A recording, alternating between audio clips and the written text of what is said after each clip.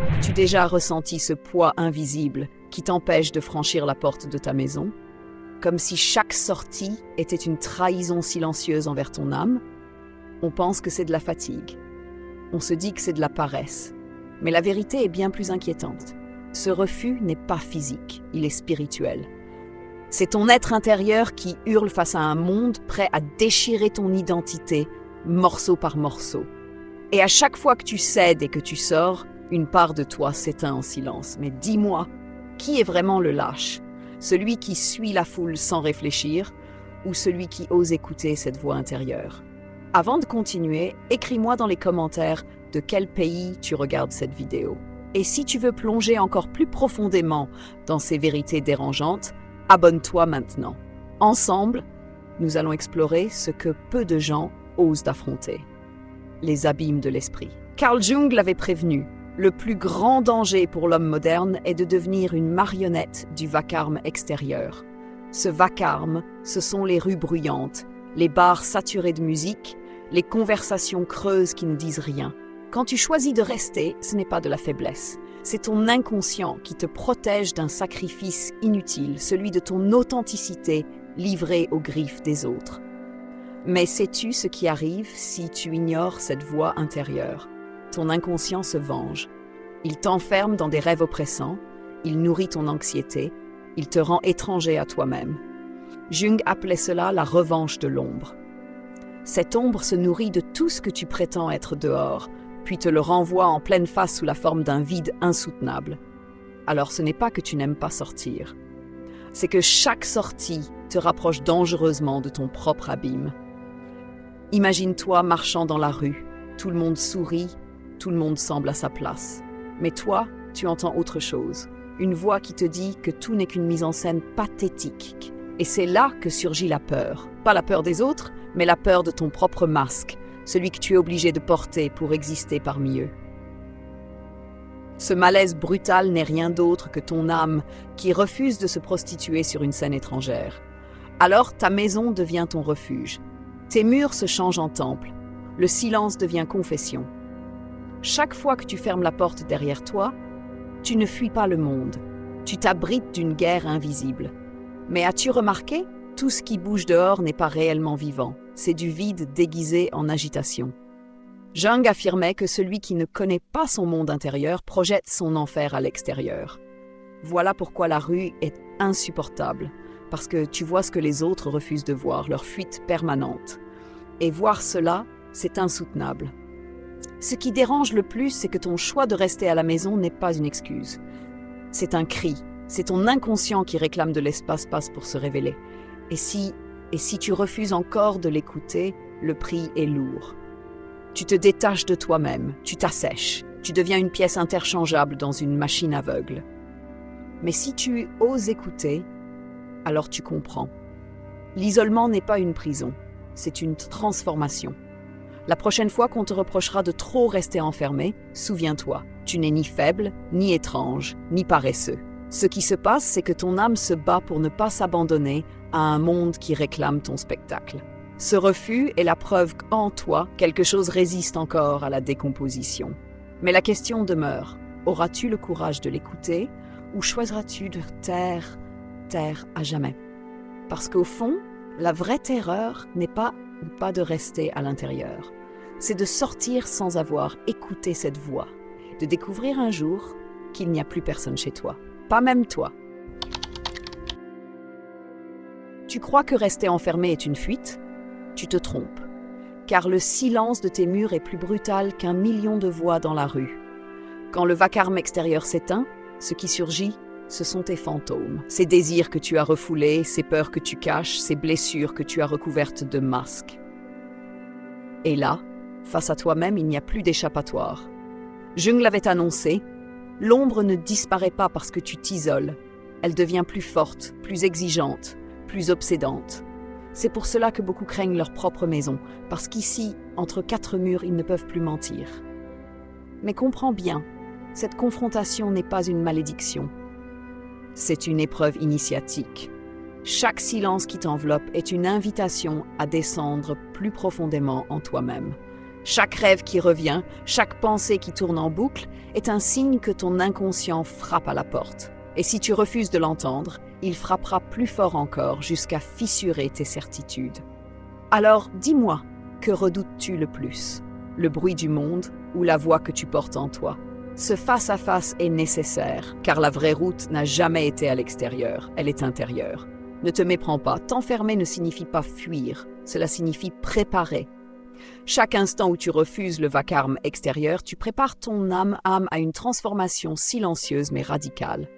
Dans l'ombre de ta chambre, tes symboles surgissent. Une image obsédante, un souvenir qui refuse de mourir, une pensée qui revient comme une lame.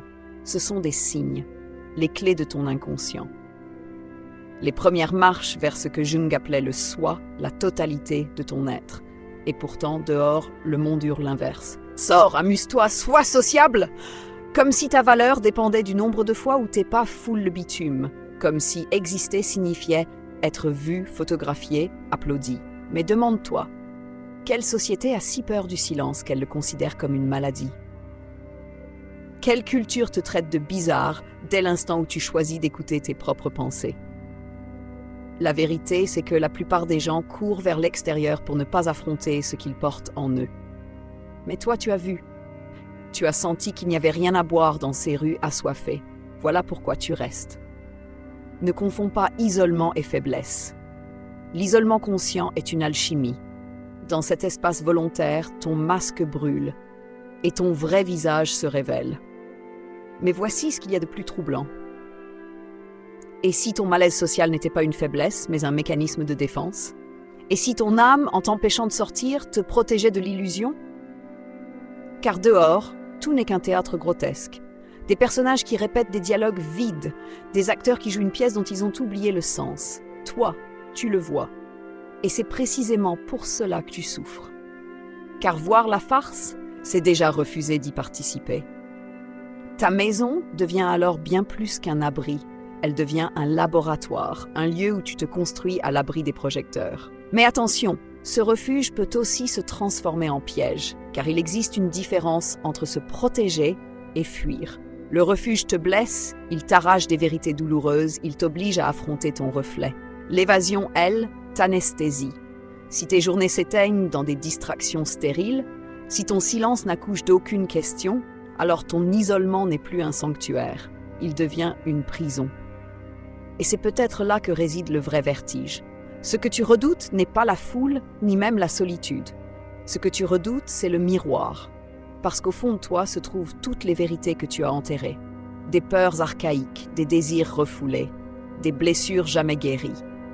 Dehors, tu peux faire semblant qu'elles n'existent pas. Dedans, elles s'imposent sans détour. Alors, que choisis-tu ? Fuir ces vérités encore et encore, ou oser les regarder en face, quitte à trembler devant elles. Car cette résistance à sortir, ce n'est peut-être pas un défaut. C'est peut-être l'invitation la plus claire que tu recevras jamais. Une invitation à entreprendre le seul voyage qui compte, celui vers ton propre centre. Peu de gens osent l'accepter. Beaucoup préfèrent se noyer dans la foule. Mais toi, si tu écoutes, tu sais déjà que ce chemin est le tien. Mais voici la vérité la plus dérangeante. Si tu ne supportes pas le monde extérieur, c'est peut-être parce que ton âme a déjà compris que ce monde n'a plus rien d'antique à t'offrir. Jung l'avait dit, l'homme moderne a perdu contact avec ses symboles, ses repères invisibles qui donnent un sens à l'existence. Les rues sont saturées de lumière, de bruit, de promesses. Mais sous cette agitation se cache un vide étouffant. La musique tonitruante d'un bar ne remplacera jamais la mélodie intérieure que tu as oublié d'écouter. Les rires exagérés d'un groupe ne remplaceront jamais la voix silencieuse de ton inconscient, celle qui t'appelle dans la pénombre de ta chambre. Tu crois que ton refus est une peur de vivre, mais en réalité, ce n'est pas la vie que tu rejettes. C'est la farce. Chaque fois que tu refuses de sortir, ton inconscient choisit le réel au lieu du spectacle. Il préfère la profondeur des symboles aux fioritures superficielles. Et c'est un geste presque sacré, car dans ce repli apparaissent des signes que le monde extérieur a toujours voulu écraser. Une phrase qui s'impose dans ton esprit, un rêve récurrent qui refuse de mourir, une intuition que tu n'arrives pas à expliquer. Chacun de ces fragments est une clé, un passage vers une vérité plus grande. Dehors, en revanche, il n'y a qu'une seule injonction: être quelqu'un que tu n'es pas. Afficher une image, jouer un rôle, sourire quand ton cœur se brise, prouver aux autres que tu existes, alors que toi-même tu ne sais plus qui tu es. Et c'est là que réside la douleur. À force de te perdre dans ce théâtre, tu risques de ne plus jamais retrouver ton essence. Mais à l'intérieur, dans ce silence que tout le monde fuit, se cache ton unique chance de renaissance. Pourtant, il y a une vérité plus sombre encore. Rester chez soi ne suffit pas toujours, car le silence est une arme à double tranchant. Si tu l'acceptes, il devient une révélation, mais si tu le refuses, il se transforme en prison. Jung nous avertissait: l'ombre ne disparaît pas parce qu'on s'enferme, elle s'amplifie, elle frappe plus fort. Voilà pourquoi tant d'âmes redoutent la solitude. Car dans ce face-à-face, elles n'ont plus d'échappatoire. Leurs mensonges se dissolvent et leurs fantômes deviennent visibles. Et toi, es-tu prêt à supporter ce miroir? Es-tu prêt à affronter tout ce que tu caches derrière tes habitudes, derrière tes excuses, derrière ton besoin d'appartenir? Parce que c'est là que se joue ton destin. Ce que tu ressens quand ton corps refuse de franchir la porte n'est pas une faiblesse, mais un appel. Un appel à cesser de fuir et à descendre dans les profondeurs de ton propre labyrinthe. Chaque minute passée à l'intérieur peut devenir une expérience initiatique.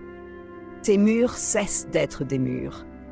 Ils se transforment en portails. Ils t'entraînent vers un territoire intérieur. Ton inconscient te confronte à ce que tu as toujours voulu oublier. Et dans cette obscurité, une renaissance s'annonce. Car ce n'est qu'en affrontant l'ombre qu'on peut espérer trouver la lumière. Alors dis-moi, combien de temps encore vas-tu interpréter ton isolement comme une faiblesse, alors qu'il est peut-être ton initiation la plus sacrée? Et maintenant, écoute bien, car nous arrivons au point où tout converge. La raison pour laquelle tu refuses de franchir le seuil n'est pas une simple habitude, ni un caprice, ni une paresse déguisée. C'est un signe, un appel de ton inconscient, une vérité plus profonde que tout ce que le monde extérieur pourra jamais t'offrir. Ce que tu ressens comme une résistance est en réalité un passage, un portail vers toi-même. Jung l'avait résumé ainsi: l'homme qui regarde à l'extérieur rêve, celui qui regarde à l'intérieur s'éveille. Et toi, sans le savoir, tu es déjà en train de t'éveiller. Ce rejet du monde extérieur n'est pas une maladie. Ce n'est pas un symptôme de faiblesse, c'est une initiation. Car dehors, tout ce que tu trouveras, ce sont des foules hypnotisées par des images, des conversations creuses qui tournent en rond, des visages qui sourient sans conviction.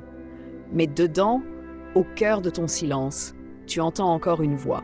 Elle est fragile, mais elle est vraie. Elle ne t'applaudit pas, elle ne te distrait pas, elle te rappelle qui tu es. Et c'est cette voix que tu es en train de protéger chaque fois que tu restes enfermé. Mais voici ce qui est le plus troublant. Si tu continues à ignorer cet appel, le prix sera immense. Car ton âme finira par se taire. Et quand elle se taira, il n'y aura plus rien. Ni désir, ni force, ni identité. Tu deviendras un simple rouage, une silhouette de plus dans une foule qui court sans but. Voilà la véritable peur. Non pas celle de manquer une fête, non pas celle d'être jugé comme étrange, mais celle de perdre la seule chose qui fait de toi un être unique, ta profondeur. Alors, la prochaine fois que ton corps refusera de franchir la porte, ne le vois pas comme une honte.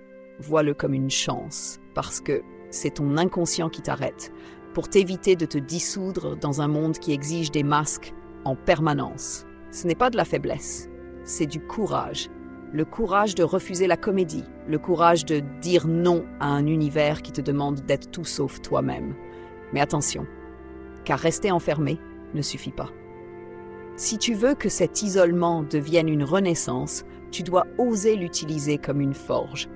Il ne s'agit pas seulement de fermer la porte, il s'agit de l'ouvrir sur ton monde intérieur, de faire face à tes ombres, de déterrer tes vérités enfouies, de supporter les visions qui surgissent quand il n'y a plus aucun bruit pour les recouvrir. Et si tu parviens à traverser ce chaos, alors tu découvriras ce qu'aucune sortie ne t'a jamais donné, toi-même. Car au fond, le véritable exil n'est pas de rester enfermé. Le véritable exil, c'est de se perdre au milieu des autres, d'oublier son nom, d'étouffer sa voix intérieure sous le poids des rires forcés et des apparences fabriquées. Toi, Tu as déjà compris que dehors tout n'est qu'un théâtre sans âme. Et c'est pour cela que ton corps résiste. C'est pour cela que tu te retiens. Ton refus est un acte de rébellion silencieuse, une révolution intime. Et voici le point le plus effrayant, mais aussi le plus libérateur. Ce n'est pas toi qui refuses le monde, c'est le monde qui ne mérite plus ton authenticité.